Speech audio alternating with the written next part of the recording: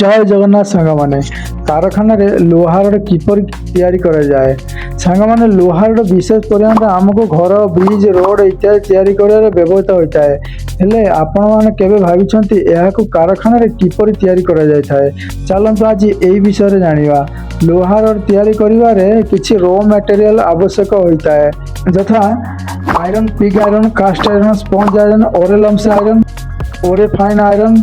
And pellet इत्यादि को एक मैग्नेट इलेक्ट्रिक चुंबक साहाय्य फर्निश रे ढला जाए 1000 रु 1200 डिग्री सेल्सियस जाए गरम करा जाए थाए तरली गला पर लेडल रे ढला जाए सीसीएम को निया जाए पुणी एहा बिलेट रे परिणत हुए एही बिलेट को कन्वर साहाय्य रे रफिंग को निया जाए पुणी एहा स्टैंड माध्यम रे धीरे धीरे गोटे पर गोटे स्टैंड पार होई कूलिंग बेड को जाई थाए एवं एहा लोहार परिणत होई थाए एही भली प्रस्तुत लोहा को आमे विभिन्न काम रे लगाई थाउ।